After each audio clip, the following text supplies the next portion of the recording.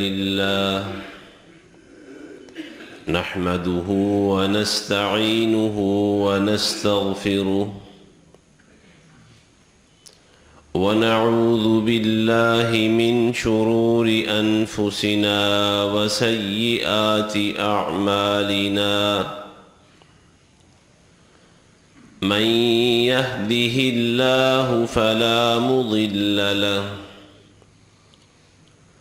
ومن يضلل فلا هادي له وأشهد أن لا إله إلا الله وحده لا شريك له وأشهد أن محمدًا عبده ورسوله يا أيها الذين آمنوا اتقوا الله حق تقاته ولا تموتن إلا وأنتم مسلمون يا أيها الناس اتقوا ربكم الذي خلقكم من نفس واحدة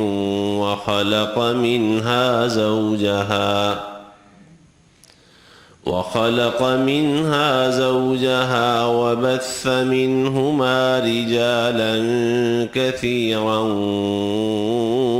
ونساء واتقوا الله الذي تساءلون به والأرحام إن الله كان عليكم رقيبا يا أيها الذين آمنوا اتقوا الله وقولوا قولا سديدا يصلح لكم أعمالكم ويغفر لكم ذنوبكم ومن يطع الله ورسوله فقد فاز فوزا عظيما اللهم صل على محمد وعلى آل محمد كما صليت على إبراهيم وعلى آل إبراهيم إنك حميد مجيد اللهم بارك على محمد وعلى آل محمد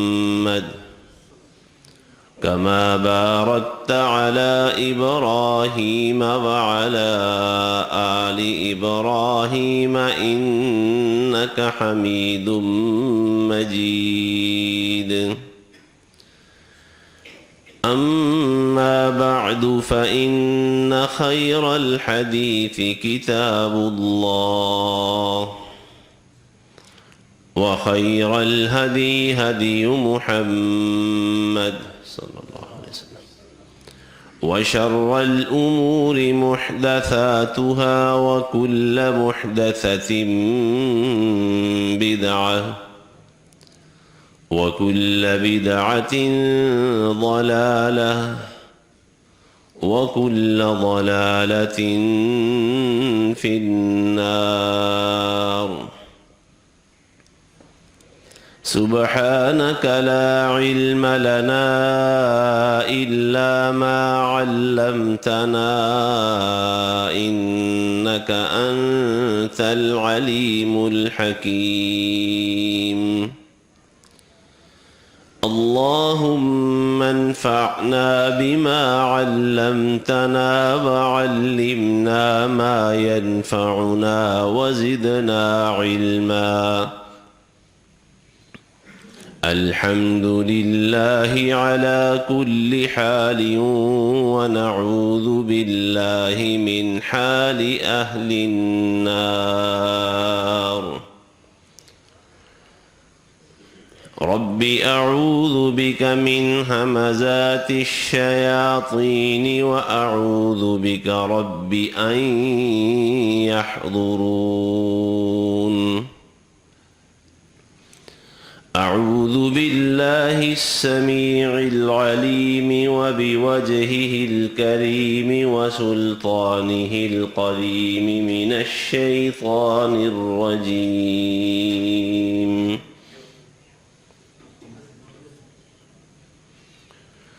وما آتاكم الرسول فخذوه وما نهاكم عنه فانتهوا واتقوا الله إن الله شديد العقاب۔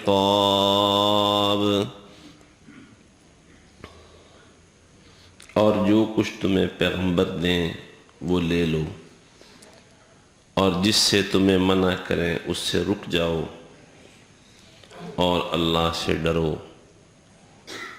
یقیناً اللہ سخت سزا دینے والا ہے۔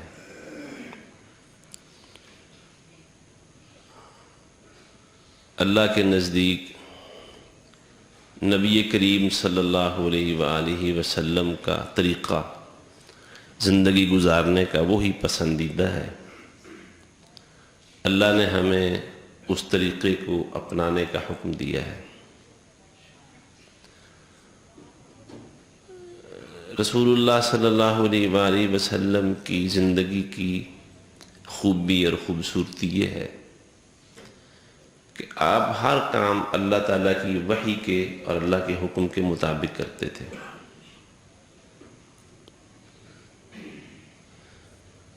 آپ کو آپ کے کام سے روکنے کے لیے ڈرایا بھی گیا،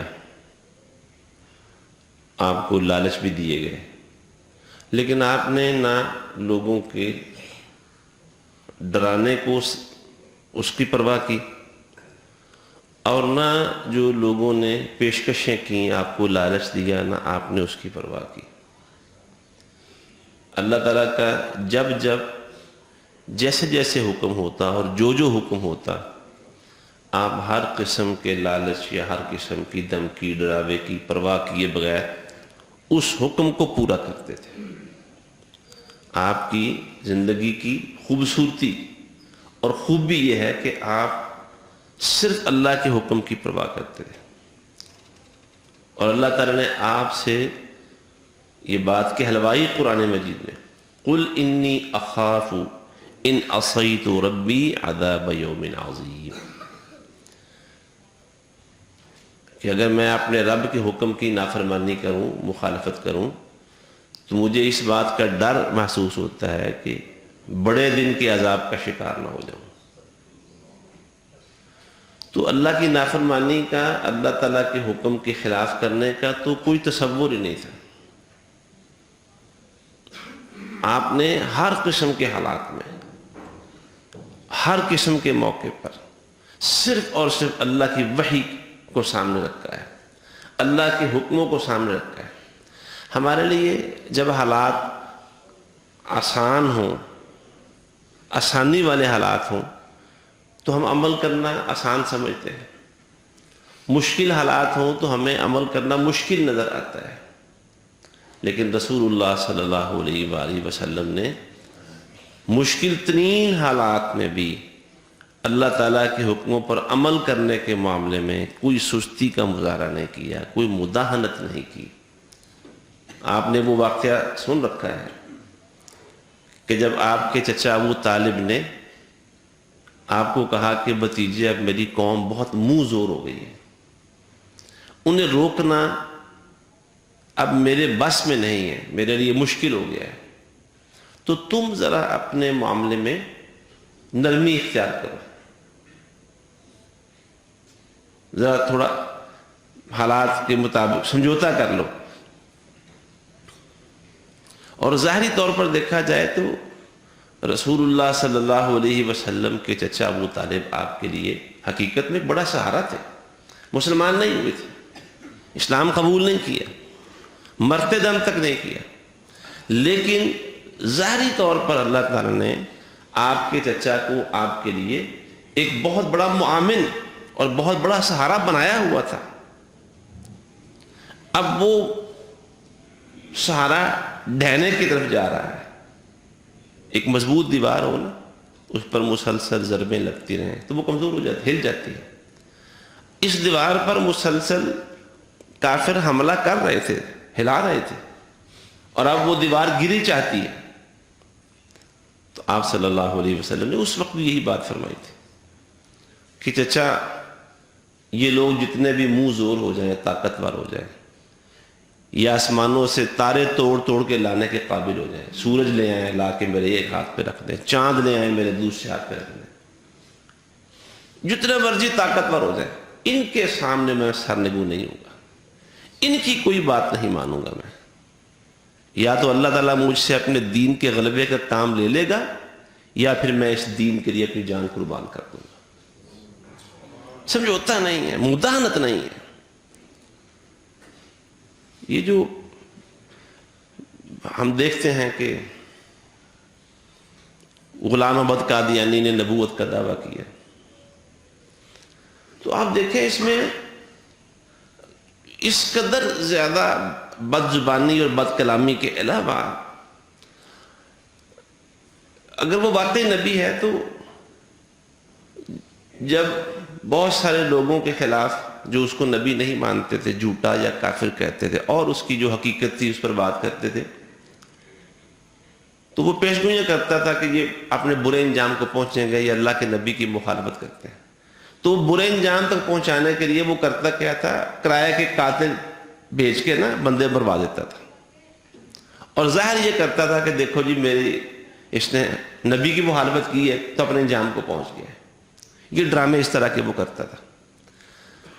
اب ہوتا کیا تھا کہ جب اس کے خلاف پھر آئندہ اس نے مختلف لوگوں کے خلاف اس طرح کی پیش گوئیاں کی کہ یہ اپنے برے انجام کو پہنچیں گے، تو انہوں نے تھانے میں جا کے نا رپٹ کروا دی کہ دیکھیں جی یہ فلاں فلاں لوگوں کے بارے میں اس نے پیش گوئی کی تھی کہ وہ اپنے برے انجام کو پہنچے گا، اور کرائن بتاتے ہیں کہ ان لوگوں کو خود اس نے قتل کروایا ہے۔ اب ہمیں بھی وہ کہہ رہا ہے کہ تم اپنے برے انجام کو پہنچو گے، تو یہ گویا یہ دھمکی دے رہا ہے۔ تو تھانے والے نے بلا کے جب اچھی خاصی سرزنش کی تو اس پر وہاں لکھ کے دیا، تحریری طور پر لکھ کے دیا کہ جی آئندہ میں اپنے کسی مخالف کے خلاف اس طرح کی باتیں نہیں کروں گا جس سے ان کو قتل کی کوئی بو یا سازش یا دھمکی وغیرہ کا کوئی احساس ہوتا ہو، میں ایسا نہیں کروں گا۔ اور کہتے کہتے کہ جتنی باتیں میں کرتا ہوں یہ اللہ کی طرف سے الہام ہوتا ہے، وہی آتی ہے۔ اور جب تھانے میں لکھ کے دے دیا کہ میں کسی شخص کے بارے میں اس طرح کے الہامات اور پیشگوئیاں نہیں کروں گا جس سے ان کو اپنی جان کا خطرہ محسوس ہو، تو اس کے بعد وہ وہی آنی بند ہوگی۔ پھر یعنی جب تھانے میں رپٹ درج ہو جائے تو اس کے بعد وہ اپنے سابقہ کاروائیوں سے توبہ کر لے، باز آ جائے، اور اس طرح کی وہی آنی پھر بند ہو جائے، اس کا مطلب ہے وہ نبی نہیں ہے۔ ہم بات یہ کرنا چاہتے ہیں جو پیغمبر ہوتا ہے علیہ الصلوۃ والسلام، وہ لوگوں کے ڈرانے سے، دھمکیاں دینے سے، اور اس کے برعکس لوگوں کے لالچ دینے سے اپنے کام سے کبھی باز نہیں آتا۔ تو ہم پیغمبر صلی اللہ علیہ وآلہ وسلم کی بات کر رہے تھے، پیارے پیغمبر صلی اللہ علیہ وسلم، کہ اللہ تعالیٰ نے ہمیں ان کے طریقے پر، ان کی سیرت پر، ان کے حکموں پر عمل کرنے کا حکم اس لیے دیا ہے کہ وہ اللہ تعالیٰ کی وحی کے مطابق ہر کام کرتے تھے، اور اللہ تعالیٰ کی وحی پر، اللہ کے حکم پر عمل کرنے میں اگر ان کی جان کو بھی خطرہ ہوتا وہ اپنی جان دے دیتے تھے، اللہ کی وحی اور حکم سے پیچھے نہیں ہٹتے تھے۔ اب دیکھ لیں ہمارا تو عقیدہ یہی ہے کہ اللہ تعالیٰ نے عیسیٰ علیہ السلام کو یہودیوں کے ظالمانہ ہاتھوں سے بچا کے عیسیٰ علیہ السلام کو آسمان پہ اٹھا دیا، اور وہ قیامت سے پہلے دوبارہ آئیں گے۔ اب معاملہ کیا تھا کہ حضرت عیسیٰ علیہ السلام جو اللہ کے سچے دین کے نمائندے، اللہ کے سچے پیغمبر تھے، نبی تھے، رسول تھے، انہوں نے بھی اللہ تعالیٰ کا جو دین حق ہے اس کی تبلیغ کرنے کے معاملے میں کسی قسم کی مداہنت کا سامنا نہیں کیا، جان اپنی ہتھیلی پہ رکھ دی. وہ اللہ نے اپنا پروگرام بنایا کہ اے عیسیٰ انی رافعک الی ومطہرک من الناس ومطہرک من الذین کفروا، میں آپ کو آسمان پر اپنے پاس بلا رہا ہوں اور ان کافروں کے ہاتھ پہنچنے سے آپ کو محفوظ رکھوں گا. تو حضرت عیسیٰ علیہ السلام نے بھی کافروں کی جو سازشیں تھی اس کے سامنے سرنڈر نہیں کیا، ہتھیار نہیں ڈالے، اس سے خوف زدہ نہیں ہوئے، جان کی قربانی دینے کے لیے بھی تیار تھے. اور اللہ کے سب نبی سیدنا زکریا علیہ السلام کو دیکھ رہے، سیدنا یحییٰ علیہ السلام کو دیکھ رہے، اپنی جانیں قربان کر دیں، لیکن دعوت حق سے پیچھے نہیں ہٹے. پیغمبر کی خوبی یہ ہوتی ہے، پیغمبر کی شان یہ ہوتی ہے، اللہ کی وحی سے، اس پر عمل کرنے سے، اس کی تبلیغ کرنے سے وہ پیچھے نہیں ہٹتا.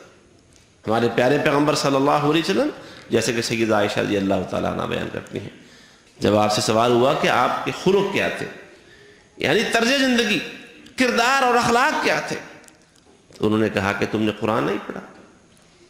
کانا خلقہ القرآن، آپ کی زندگی ساری کی ساری وہ قرآن ہی تھا.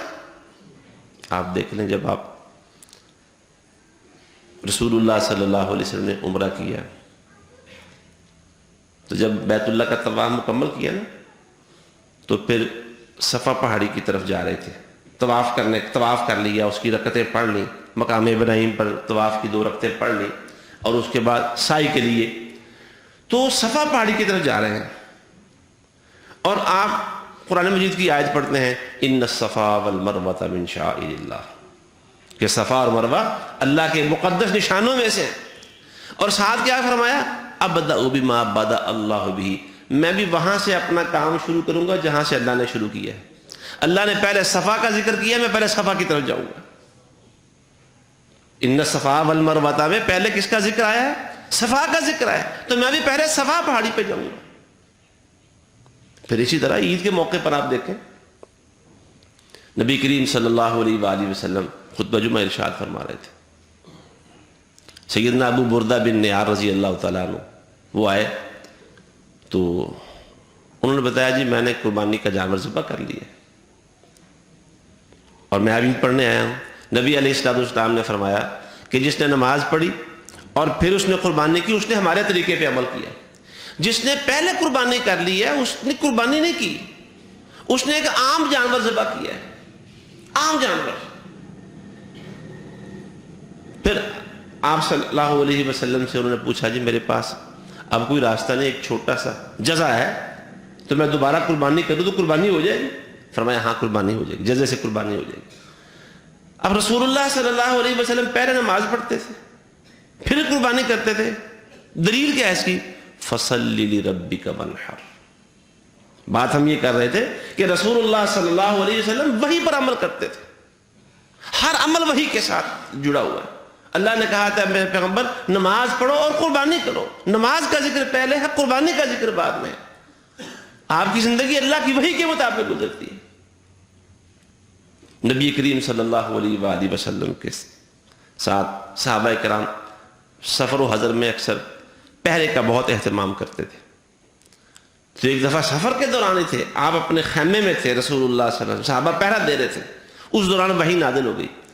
آپ کو بڑے خطرات تھے یہودیوں کی طرف سے، پہلے مکہ میں مشرکین مکہ کی طرف سے تھے، اللہ نے اس سے بچایا. آپ ہجرت کر کے مدینے آ گئے. مدینہ میں یہودی اور منافقین ہر وقت آپ کو تکلیف پہنچانے کے در پہ رہتے تھے. صحابہ کرام پہرے کا اہتمام کرتے تھے. تو وہی نازل ہوئی اور اس وقت پہرا دے رہے تھے صحابہ کرام. وہی کہ آئی یا ایھا الرسول بلغ ما انزل الیک من ربک، اے پیغمبر صلی اللہ علیہ وسلم اللہ نے آپ پر جو کچھ اتارا ہے اس کی تبلیغ کرتے رہیں. وَإِن لَّمْ تَفْعَلْ فَمَا بَلَّغْتَ رِسَالَتَهُ، اگر آپ نے ایسا نہ کیا تو آپ نے رسالت کا حق ادا نہیں کیا. وَاللَّهُ يَعْصِمُكَ مِنَ النَّاسِ، یاد رکھیں لوگوں کی تکلیفوں سے اللہ آپ کو بچا کے رکھے گا. وہی نازل ہوگی. نبی علیہ السلام اسی وقت خیمے سے بہت منہ نکال کے کہتے پہرے دارو جاؤ جاؤ اپنے گھروں کو لوٹ جاؤ، اب تمہارے صاحب کی حفاظت کی ذمہ داری اللہ نے خود اٹھا لی، اب مجھے پیروں کی ضرورت نہیں، اللہ نے ذمہ داری اٹھا لی. تو پوری زندگی رسول اللہ صلی اللہ علیہ وسلم کی وہ وحی کے مطابق گزر رہی. کتنے مواقع ایسے آتے ہیں رسول اللہ صلی اللہ علیہ وسلم نے ایک چوری کا آپ کے پاس معاملہ آیا, آپ تحقیقات کرتے رہے, گھر سے چوری کا سامان برآمد ہو گیا, آپ ان کے خلاف بالکل ایکشن لے رہے تھے. ظاہر ہے جہاں سے چوری کا سامان برآمد ہوا تو کرائن یہ بتاتے ہیں کہ چور یہی ہیں, اور آپ اللہ کی وحی کے مطابق ان کے ہاتھ کاٹنے کا فیصلہ کرنے والے تھے. اللہ تعالیٰ کی طرف سے وحی بھی آ گئی, سورہ نساء کی آیت نازل ہوئی, اور معاملے کی دوسرے پہلو سامنے آیا کہ چور نے چوری کر کے اس گھر میں سامان چھپا دیا تھا اپنی جان چھڑانے کے لیے, دوسروں کو پھنسا دیا. آج بھی اس طرح لوگ کرتے ہیں. مجرم کوئی ہوتا ہے اپنی جان چھڑانے کے لیے کسی اور کے ہاتھ رنگ دیتا ہے. تو آپ جس گھر سے سامان برآمد ہوا تھا ان کے خلاف بالکل فیصلہ کر کے اللہ کی حد نافذ کرنے والے تھے. اللہ کی وحی آ گئی, اے پیغمبر ہم نے یہ قرآن آپ پر اس لیے اتارا ہے لِتَحْكُمَ بَيْنَ النَّاسِ بِمَا أَرَاكَ اللَّهُ, تاکہ آپ اللہ کی وحی کی روشنی میں لوگوں کے فیصلے کریں. وَلَا تَكُن لِّلْخَائِنِينَ خَصِيمًا, جو خیانت کرنے والے ہیں آپ ان کے طرفدار اور وکیل نہ بنیں. تو اللہ تعالیٰ نے گویا ظاہری حالات کے مطابق جو شواہد آپ کے پاس اکٹھے ہوئے تھے اس کے مطابق جہاں سے سامان برآمد ہوا چوری کا, آپ اس گھرانے کے خلاف ایکشن لینے والے اور ان پر اللہ کی حد نافذ کرنے والے تھے, جو کہ حقیقت میں صحیح نہیں تھا. اللہ رب العزت نے آپ کو وحی کے ذریعے جو غلطی ہونے جا رہی تھی اس غلطی سے اپنے پیغمبر صلی اللہ علیہ وسلم کو محفوظ کر لیا. تو آپ کا ہر عمل, آپ صلی اللہ علیہ وسلم کا ہر اقدام, آپ صلی اللہ علیہ وآلہ وسلم کا سفر اور حضر, آپ کی صبح و شامیں یہ محفوظ تھیں. کس سے؟ اللہ کی نافرمانی سے. آپ معصوم تھے, کوئی ہستی نہیں دنیا میں.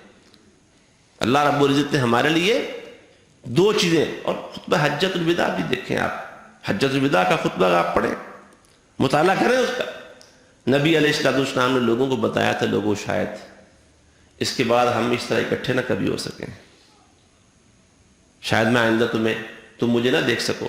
اس طرح کے بڑے اجتماع میں حج کا موقع تھا, اور آپ نے فرمایا مجھ سے اللہ کا دین سیکھ لو. پھر آپ نے لوگوں کو اس موقع پر بتایا کہ میں تمہارے اندر ایک اللہ کی کتاب چھوڑ کے جا رہا ہوں اور ایک اللہ کے نبی کا طریقہ چھوڑ کے جا رہا ہوں. اللہ تعالیٰ کی کتاب تو اللہ کی وحی ہے, اور محمد رسول اللہ صلی اللہ علیہ وسلم کا طریقہ وہ اس وحی کے مطابق تھا. آپ کی پوری زندگی اللہ کی کتاب کا عکس تھی. اس لیے میں اپنے آپ کو اور آپ تمام حضرات و خواتین کو مسلسل یہ دعوت دے رہا ہوں, یہ نصیحت کر رہا ہوں کہ اپنی زندگی کو سنت کے رنگ کے ساتھ رنگیے. اپنے جتنے معاملات ہیں, کاروباری معاملات ہیں, خاندانی معاملات ہیں, بچوں کی شادی بیاہ کے معاملات ہیں, اور اس کے علاوہ کوئی پریشان کن حالات آ جاتے ہیں, کوئی غمیاں ہو جاتی ہیں, اموات ہو جاتی ہیں, تمام معاملات ہیں, اپنے ظاہر میں, اپنے باطن میں, اپنے قول و کردار میں, اپنے گفتار میں ہم کوشش کریں رسول اللہ صلی اللہ علیہ وآلہ وسلم کی سنت غالب ہو, کیونکہ اس سنت میں غلطی کوئی نہیں ہے, اس سنت میں کسی قسم کا کوئی تضاد اور تفاوت نہیں ہے. قرآن اور حدیث یہ ایسا سرمایہ ہے جو اس امت پر اللہ کی بہت بڑی نعمت ہے. پہلی امتوں کے لیے جب تک اللہ کو منظور تھا ایک نبی کی تعلیم وہ موجود رہتی, نبی فوت ہو جاتے, تعلیمات بھی, پھر نئے نبی آ جاتے, نئے احکام آ جاتے, وہ چلے جاتے, پھر اور نبی آ جاتے, کتاب ایک ختم ہوئی, دوسری, کوئی کتاب محفوظ نہیں رہی.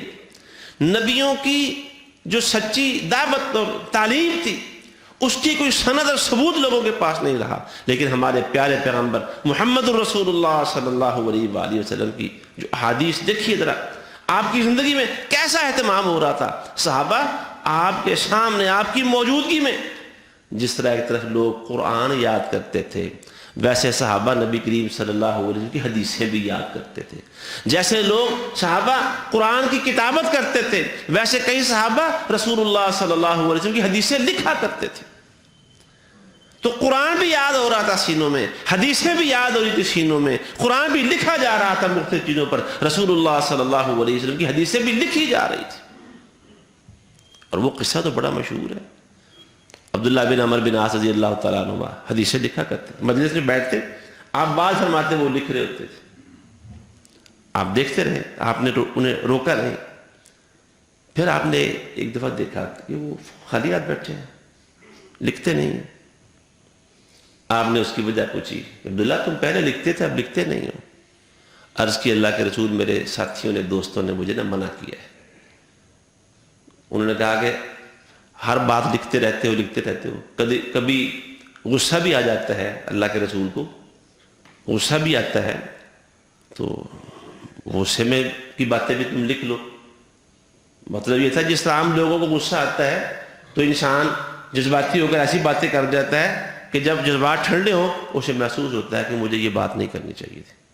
کیونکہ ایسا ہو جاتا ہے نا, کبھی کسی معاملے میں انسان بالکل درست موقف ٹھیک ہوتا ہے, وہ غصہ آ جاتا ہے اور خوب بولتا ہے. جب کچھ ٹائم گزرتا ہے تو پھر اس متعلقہ شخص کو, وہ کوئی بھی بھائی ہو, دوست ہو, کلائنٹ ہو, پاس جا کے یا فون کر کے, ہو جناب پتہ نہیں سی چل رہا, غصہ آ گیا سی, میں معذرت چاہنا ہوں تھوڑے کو. پھر کبھی انسان غصے میں بھی ہوتا ہے. ساتھیوں نے منع کیا کہ عبداللہ ہر چیز نہ لکھا کرو. نبی کریم صلی اللہ علیہ وسلم فرمایا عبداللہ لکھا کرو, تم ہر چیز لکھا کرو, کیونکہ جب میں غصے میں بھی ہوتا ہوں تب بھی میں اللہ کی طرف سے بول رہا ہوتا ہوں.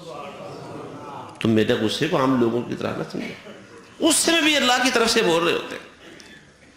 اب اتنا وہ محفوظ فرمایا اللہ نے, جس کی حفاظت کی اس وقت وحی کے ساتھ رسول اللہ صلی اللہ علیہ وسلم کی پوری زندگی, تمام اعمال, وہ جیسے اللہ اپنے نبی کی خود نگرانی کر رہا ہے اور اپنے نبی کی زندگی کو محفوظ بنایا, غلطیوں سے پاک بنایا, معصوم بنایا, اور اللہ نے گارنٹی دے دی قسم اٹھا کے والنجم اذا هوى ما ضل صاحبكم وما غوى وما ينطق عن الهوى ان هو الا وحي يوحى. اس پیغمبر کی ہستی سے, ان کی ذات سے, ان کے اعمال سے اور ان کی زبان سے جو بات بھی صادر ہوتی ہے وحی کے ساتھ صادر ہوتی ہے. اور پھر زندگی کے بعد آپ دیکھیں یہ جو مسلمانوں کے کئی مخالف اور دشمن ہیں, بڑے بڑے ایسے لوگ جن سے اللہ نے بڑی صحیح باتیں کہلوا دی, وہ کہتے ہیں کہ پوری انسانی تاریخ میں, جو غالباً جرمن کا ایک مستشرق ہے, کہ پوری انسانی تاریخ میں یہ واقعہ نہیں ہوا جو واقعہ محمد صلی اللہ علیہ وآلہ وسلم کے ساتھ پیش آیا ہے. کہ حالانکہ نبی پہلے بھی آئے ہیں دنیا میں, لیکن یہ ایک ایسا انوکھا اور منفرد نبی دنیا سے آ کے گیا ہے کہ اس نبی کی باتیں اور حدیثیں محفوظ کرتے کرتے 5 لاکھ سے زائد لوگوں کی پوری زندگیاں محفوظ ہو گئی ہیں. کیسے محفوظ ہوئی؟ ان کے پیدا ہونے سے لے کر ان کے مرنے تک کے پورے حالات تاریخ نے اپنے سینے کے اندر محفوظ کر لیے. یہ کون لوگ تھے؟ حدیثوں کے راوی, حدیثیں روایت کرنے والے, وہ حدیثوں کی حفاظت کر رہے تھے, اللہ نے ان کی زندگیاں محفوظ کر لی. یہ معجزہ یہ صرف اور صرف کس ہستی کے لیے پیش آیا؟ محمد الرسول اللہ صلی اللہ علیہ وسلم. ان کی حدیثیں محفوظ ہیں. یہ حدیث ہمیں غنیمت جاننی چاہیے, اس موقع کو اپنے لیے غنیمت سمجھیں کہ قرآن تو محفوظ ہے ہی ہے, اللہ نے اپنے نبی صلی اللہ علیہ وسلم کی حدیثیں, آپ کی سیرت بھی محفوظ کر لی اور ہمارے لیے محفوظ کی ہے کہ ہم قیامت تک اس پر عمل کر سکیں. اور میں پھر یہ بات آپ سے عرض کروں گا کہ دیکھیں آج ہم مسلمان دنیا میں مغلوبی کی زندگی گزار رہے ہیں. مغلوبیت, غالب قوم نہیں ہے. تعداد زیادہ ہونے کے باوجود, مادی وسائل زیادہ ہونے کے باوجود, عسکری وسائل بھی بے شمار قسم کے ہونے کے باوجود دنیا میں مغلوب ہیں, غالب قوم نہیں ہے. لیکن ایک وقت پھر دوبارہ ایسا آنے والا ہے. رسول اللہ صلی اللہ علیہ وسلم فرمایا کہ اس میں یہ امت یہ نہیں ہوگا کہ دنیا کے سارے مادی وسائل پر غالب آ جائے گی, عسکری وسائل سارے اس کے ہاتھ میں آ جائیں گے اور پتہ نہیں کیا کچھ ان کے پاس قوتیں آ جائیں گی. نہیں, حالات ایسے ہی رہیں گے. مادی قوتیں, عسکری وسائل بھی کفار کے پاس ہی رہیں گے. اس کے باوجود یہ امت دوبارہ غالب آئے گی پوری دنیا میں. رسول اللہ کا فرمان, ہمارا ایمان و یقین, ایسے ہو کر رہے گا. ہوگا کیا؟ امام مالک رحمۃ اللہ علیہ نے فرمایا تھا, بڑی کمال کی بات کی تھی کہ لن يصلح آخر هذه الامة الا بما صلح به اولها. جن طریقوں پر عمل کرتے ہوئے پہلے زمانے کے لوگ دنیا میں غالب آئیں گے، انہی طریقوں پر عمل کرتے ہوئے آخری زمانے کے لوگ بھی غالب آئیں گے۔ پہلے زمانے کے لوگ، ان کا طریقہ کیا تھا؟ صرف دو چیزیں ان کے پاس تھیں، ایک اللہ کی کتاب تھی، ایک محمد رسول اللہ صلی اللہ علیہ وسلم کا طریقہ تھا، اس پر عمل کرتے تھے تمام معاملات کے اندر۔ میں نے مثالیں پہلے بھی دی ہیں، اس موضوع کو آج یہاں ختم کر رہے ہیں۔ سیدنا ابو بکر رضی اللہ تعالیٰ عنہ کی مثال، ایک مثال اشارہ کرتا ہوں کہ جب ان سے کہا گیا جی اسامہ بن زید پر لشکر روک لیں، حالات بڑے خراب ہیں، اور کہا گیا کہ چلو لشکر روانہ کرنا ہے تو اسامہ بن زید کی بجائے کوئی ماہر بندہ اس کا قائد اور جرنیل مقرر کر دیں، دونوں باتوں سے انکار کر دیا ہے، اس لیے کہ یہ میرے اختیار میں نہیں۔ اسامہ بن زید کا لشکر رسول اللہ نے روانہ کیا تھا، میں کون ہوتا ہوں روکنے والا؟ اور اسامہ کو خود رسول اللہ صلی اللہ علیہ وسلم نے سپہ سالار بنایا تھا، میں کون ہوتا ہوں اس سے یہ عہدہ واپس لینے والا؟ اختیار ہی نہیں ہے۔ بس اس جذبے سے کام کرنے کی ضرورت ہے، اس جذبے سے۔ تو ہم میں اور آپ ارادہ کریں اپنی ذاتی زندگیوں میں، اپنے گھریلو زندگیوں میں، اپنے معاملات میں اسوہ رسول صلی اللہ علیہ وآلہ وسلم کا تتبع کریں، پیروی کریں، ڈھونڈیں، تلاش کریں، اپنے اندر طلب پیدا کریں، طلب پیدا کریں، اپنی نسلوں کے اندر یہ چیز انہیں انجیکٹ کریں، ٹیکے لگائیں محبت رسول کے، ان کو صلی اللہ علیہ وسلم انہیں تیار کریں، ذہنوں میں یہ ایک ایسی چیز ڈالیں، ایسی بات ڈالیں والدین کہ وہ سب سے بڑھ کر محمد الرسول اللہ صلی اللہ علیہ وسلم سے محبت کرنے والے بن جائیں۔ اور اس کا طریقہ یہی ہے کہ خود والدین، ہم خود اپنے بچوں کے لیے محبت رسول صلی اللہ علیہ وآلہ وسلم کا ایک عکس بن جائے۔ خود والدین محبت رسول کی ایک مثالیں اور جیتی جاگتی تصویریں بن جائیں اپنے بچوں کے لیے، اپنے قول و کردار میں، اپنے معاملات کے اندر۔ ڈھونڈیں اس چیز کو، اس کی خواہش اور تلاش رکھیں، جستجو رکھیں۔ یاد رکھیے دنیا اور آخرت میں کامیابی کا سرمایہ صرف اور صرف محبت رسول صلی اللہ علیہ وسلم۔ اور یقینی بات ہے محمد رسول اللہ صلی اللہ علیہ وسلم سے جو سچی محبت کرنے والا ہے وہی شخص اللہ سے محبت کرنے والا ہے۔ اللہ نے قرآن میں کہہ دیا ہے قُلْ إِن كُنتُمْ تُحِبُّونَ اللَّهَ قُلْ إِن كُنتُمْ تُحِبُّونَ اللَّهَ فَاتَّبِعُونِي يُحْبِبْكُمُ اللَّهُ۔ جو حقیقت میں محمد الرسول اللہ صلی اللہ علیہ وسلم سے محبت کرنے والا ہے وہی حقیقت میں اللہ سے محبت کرنے والا ہے۔ اور یہ دو محبتیں ہیں جو دنیا میں بھی انسان کی ڈھال ہیں، دنیا کی تکلیفوں، مصیبتوں، پریشانیوں سے، اور آخرت کے عذاب سے بھی یہی ڈال ہے۔ ایک اللہ کی محبت کام آئے گی سچی، اور ایک پیارے پیغمبر صلی اللہ علیہ وآلہ وسلم کی سچی محبت کام آئے گی۔ اللہ ہمیں محبت کا یہ سرمایہ جمع کرنے اور پھر سنبھال کے رکھنے کی توفیق عطا فرمائے۔ وآخر دعوانا ان الحمد للہ رب العالمین۔